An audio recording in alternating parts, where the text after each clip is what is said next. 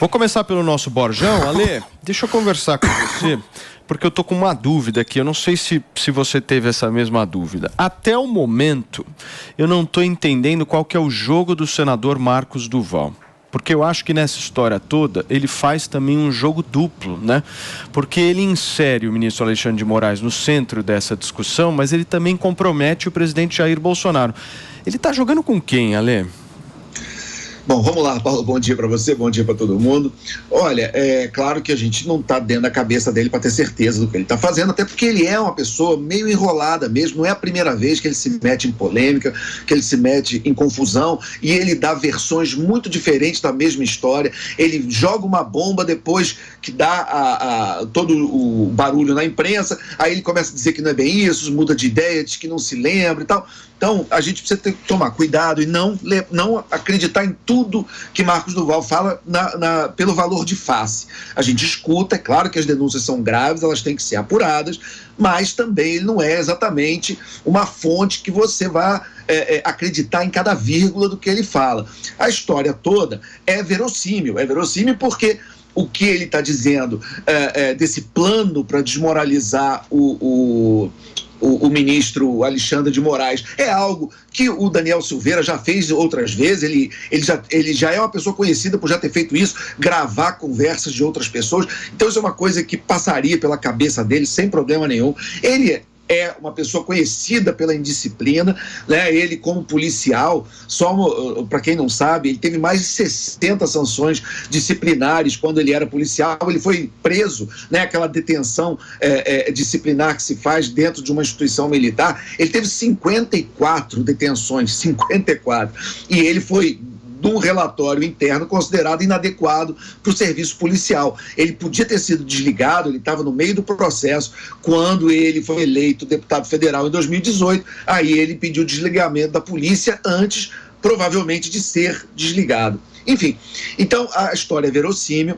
Eu me lembro de ter comentado com vocês que no final do ano passado, em dezembro, eu fiz algumas apurações sobre esse assunto de golpe de Estado e eu ouvi claramente das minhas fontes que havia essa tentativa, né, de golpe e a justificativa jurídica bate perfeitamente com a minuta encontrada na casa do Anderson Torres e que um dos protagonistas desse movimento era o Daniel Silveira, como aparentemente é mesmo. Porque, inclusive, ninguém está negando muito que a coisa aconteceu. Nem o Flávio Bolsonaro, senador aqui pelo Rio de Janeiro, filho do presidente, negou que essa conversa tenha acontecido na declaração que ele deu ontem. Então, assim, inclusive até para quem está trabalhando essa narrativa de negação, nem o Flávio está negando mais. Então, desse ponto a gente pode passar.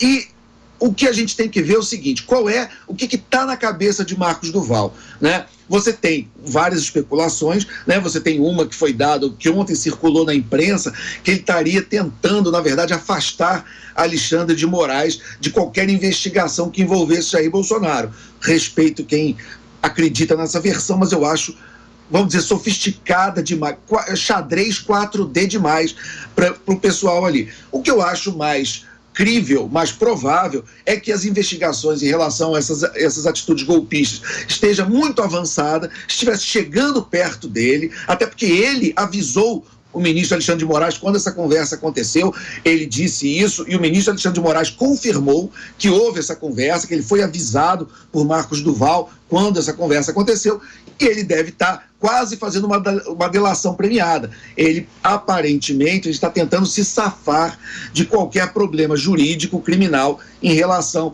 a essa conversa que ele relatou. Eu acho que essa é a versão mais crível, pelo menos, do que a gente tem de informação até o momento sobre o que pode estar acontecendo. Perfeito, Ale, muito bem. Meu querido Felipe Campos, hoje temos a participação, como eu mencionei aqui, do nosso queridíssimo Renato Breia, certo? Que eu poderia enquadrá-lo como um bom Faria Limer. E eu me enquadro perfeitamente nesta. Eu adoro os Faria Limers, respeito os Faria Limers ao extremo. Eu quero, Rê, que você pudesse trazer um pouco da tua visão, porque aqui a gente faz uma boa mistura, né? A gente traz o aspecto político, traz o aspecto comportamental. Eu queria muito que você pudesse trazer, do ponto de vista de mercado, como é que vocês enxergam essa confusão toda, né? Então tá rolando essa confusão. E aí, o que sobra para vocês? Acho que o que está mais impactando o mercado nesse momento são as falas do Lula, né? Essa briga toda política aí de bastidores. O que mais acho que hoje o mercado tenta entender é qual Lula que a gente vai ter. Chegou a se cogitar no comecinho, logo pós as eleições, que a gente teria um Lula pragmático, né? Que ele estaria muito preocupado com o palanque, falando com a própria audiência, mas que depois a gente viria um Lula mais pragmático. Afinal de contas, ele teve o Lula 1, o Lula 2, né? O Lula 1, de alguma forma, para o mercado, ele soube trabalhar bem isso, né? Ele fez a carta aos brasileiros, ele trouxe pessoas do mercado financeiro para trabalhar na equipe econômica, mas o que a gente está vendo é um Lula completamente despirocado, não sei se, acho que essa é a melhor palavra. Diferente, né? Nervoso. Né? Então, assim... E essa história toda envolvendo Bolsonaro, o golpe, como é que impacta isso no dia a dia do mercado financeiro? Assim, eu já acho que isso aí marginalmente não é o mais importante. Acho que tem coisas mais importantes que a gente precisa acompanhar. Primeiro, quando o Lula fala que não vai ter responsabilidade fiscal. Segundo, quando ele questiona, ontem ele questionou a independência do Banco Central. Isso é bem grave, né? Então, assim, o mercado deve refletir isso um pouco hoje. Quando ele fala de revogar leis das estatais, enfim, eu acho que o mercado olha mais para isso, né? Isso teve impacto direto em câmbio, dólar e bolsa. Acho que o que a gente está tentando entender é se a gente vai ter um Lula... em algum momento o Lula que vai sair do palanque e vai tentar governar, porque o que ele está fazendo até agora é só tumultuar, né? Perfeito. E o Marcos Duval, hein, Wafá? Você, por exemplo, gostaria de ter uma relação de amizade com... Dá pra confiar? Só se fosse pra ir pra balada com ele, né? Você compraria um carro do ele... Exatamente. Você faria negócios com o Marcos De Duval? jeito nenhum, né? Ainda mais ele que falou que ele é da SWAT, não foi? Uma coisa assim. Ele tem broche da SWAT. Serviços com secretos, com um broche. Ele apareceu ontem com o broche. Mas, enfim, o que eu queria falar aqui hoje é que o próprio Bolsonaro já conversou com algumas pessoas próximas a ele e disse que ele ficou em silêncio, né, nessa conversa, porque isso, na opinião dele, era coisa de maluco. E a gente sabe que aqui no Brasil não tem nenhuma chance de implementar nenhum tipo de golpe. E o que eu queria deixar muito claro aqui, a grande mídia e muitos militantes tentam emplacar essa história de golpe toda com a direita ou com a extrema-direita. A gente já sabe que existe alguns grupos que realmente clamam por isso, mas eu não poderia deixar de trazer aqui hoje os grupos de esquerda que também clamam por golpe. Inclusive, existem 2 partidos aqui no Brasil que pedem a implementação do socialismo e do comunismo. Isso é um tipo de golpe. Por que a gente não faz uma busca e apreensão na casa dessas pessoas também? E aí eu trouxe o estatuto do próprio PSOL hoje, né, que é o Partido Socialista e Liberdade, que já começa aí uma contradição absurda, não existe um socialismo com liberdade, e que eles falam assim: desenvolverá ações com o objetivo de organizar e construir, junto com os trabalhadores do campo e da cidade, de todos os setores explorados, excluídos e oprimidos, bem como os estudantes, os pequenos produtores rurais e urbanos, a clareza acerca da necessidade histórica da construção de uma sociedade socialista. Isso está no site do PSOL, tá? Tá aqui o site. No site do PCO, que é o Partido da Causa Operária, eles começam assim: venha para um partido verdadeiramente revolucionário e comunista. Faça parte da luta contra o fascismo e o golpe de Estado no Brasil. Ou seja, é engraçado como essa história de golpe fica muito enraizada na direita brasileira e a gente deixa de lado esses partidos aí que são atuantes e que falam até em pegar em armas para tomar o Estado. Isso também é muito grave e eu queria que as nossas instituições investigassem esses partidos também. Muito bem. E isso, sem dúvida alguma, eu acho que é uma das questões que mais mexe também com a economia, né? Esse rebuliço também, né, o Renato, ou não? Sim, me preocupa muito, principalmente um Lula, né, já tendo passado por um governo, né, inflar esse tipo de discurso, né, num país que o Brasil, de alguma forma, se você olhar para emergentes, de forma geral, a gente tem uma Rússia que saiu dos emergentes, a gente tem uma China que é praticamente um país aí dominado pelo próprio governo. O Brasil está numa posição privilegiada de ser um país dentro dos emergentes mais ou menos organizado, com as instituições mais ou menos preservadas. Então, assim, me preocupa muito, principalmente um presidente já tendo passado por isso. Porque ele está aguerrido, né? Ele está tá revanchista, né? Ao extremo. Muito bem, meu querido mano, pelo que eu te conheço, vocês gostaram do apelido Detona Ralph, né? Detona Ralph é maravilhoso pra Mano Ferreira. Entende? Depois coloca a imagem. Olha o Detona. Olha o nosso Mano Ferreira aí, ó, pra vocês que nos acompanham. Maravilhoso. Por favor, mano, eu quero entender um pouco da tua avaliação, justamente do ponto de vista do contraponto dessas falas. Porque se eu te conheço, você não concorda com a Rafa. Então, um ponto o autoritarismo no Brasil é ambidestro. Existem autoritários de ambos os lados, existem radicais e fanáticos de todos os lados. Mas não é tão difícil entender o porquê a atenção da opinião pública e de todos nós que debatemos política está centrada nesse contexto atual aos golpistas da extrema-direita, porque eles estavam no poder. A gente está falando não de um partido que não tem nenhuma representação na Câmara, como é o caso do PCO, ou de um partido de atuação... Como não? Eles estão com o Lula agora. Não tem representação na Câmara, não tem nenhum deputado. O PCO é um partido inexpressivo. E o PSOL? O PCO não ficou com o Bolsonaro uma época? Não. Tinha, sim, senhora. Tem a ferradura. Eu até buguei na época, eu me lembro. Dá uma bugada boa. O PCO muitas vezes faz o mesmo discurso contra o STF que os bolsonaristas, porque a gente tem a ferradura. Os extremos vão tão no extremo que tem uma hora que eles se tocam.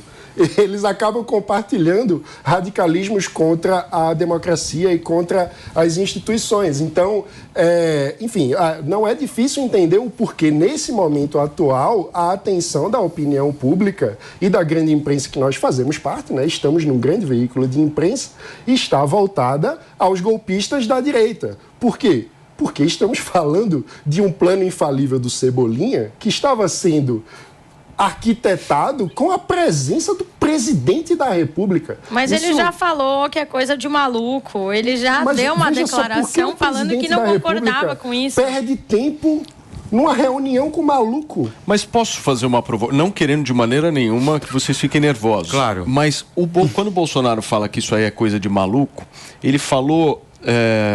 ele participou dessa reunião, acho que no dia 9 de dezembro, é isso, né? Sim. A data exata. E ele concede o indulto ao Daniel Silveira no final do ano. Então ele deu indulto para maluco. Exatamente. Esse é o ponto, minha querida Wafá. Não fica nervosa nessa minha pergunta. É só uma dúvida. Mas a gente tem que lembrar que o Daniel era um militante dele. Assim como o Boulos é um militante do Lula e que ninguém investiga a vida do Boulos e nem do partido socialista dele, que quer sim implementar um socialismo aqui, ninguém investiga a vida do Boulos, ninguém ataca o Boulos. E assim como o Bolsonaro, ele tinha esse militante. E, enfim, em ambos os lados, tanto da esquerda e da direita, tem esses militantes aí que são mais fervorosos e clamam por essas coisas que a gente sabe que não vão ser implementadas no Brasil. A gente está falando de um presidente da República. O Lula também é um presidente da República que está junto do Boulos. Discutindo o plano infalível do Cebolinha para implementar um golpe no Brasil com um maluco. Mas o próprio Bolsonaro chegou a defender o PCO, gente. O Bolsonaro, gente, ele seguiu as 4 linhas. Não adianta falar. Se a gente vai falar Eles querem emplacar nele essa coisa dele querer dar um golpe de Estado. Ele falou, deixa o pessoal em paz. Deixa o PCO em paz, deixa tudo em ordem. Em outras palavras, se a gente quer combater o autoritarismo e o golpismo, o bolsonarismo não é o caminho. Por favor, eu quero tirar uma dúvida aqui. Vejam neste telão, temos aqui o nosso querido Alexandre Borges, mas ao lado temos Miriam Spritzer, maravilhosa, direto de Nova York. A Miriam é especialista em entreter, a Miriam maravilhosa. A gente tem que falar especialista em caixa alta. Eu só quero saber uma coisa, minha querida Miriam, como é que tá a imagem do Brasil aí em Nova York? Só me dá esse parecer, por favor. Olha, tá difícil de explicar, né? As pessoas perguntam pra gente, o que tá acontecendo no Brasil? E nem a gente consegue explicar direito. Então, assim, tá bem... o bom é que o Brasil tem uma imagem popular muito boa, né? Os brasileiros são simpáticos, tem aquela coisa de praia, carnaval, futebol e tal. Então, assim, quando entra na política, a gente já fala, a política brasileira não é para amadores e realmente toda semana isso se prova verdade. Muito bem. Meu querido Alexandre Borges, você quer fechar esse assunto, por favor? Olha, vamos investigar, né? Quer dizer, O que está acontecendo é o seguinte: tem muito elemento consistente em relação a essa tentativa de golpe. Existe uma investigação aberta pela Polícia Federal, esse órgão comunista, né, que a Polícia Federal está investigando. Vamos deixar investigar. Se não tiver nada, tá ótimo. Agora, a gente não precisa ter medo de investigação. Políticos e autoridades, eles têm que prestar contas para a sociedade. Então, aparentemente, onde há fumaça, há fogo. Vamos ver, vamos investigar. Se não tiver nada, o inocente sairá publicamente inocentado, melhor para ele.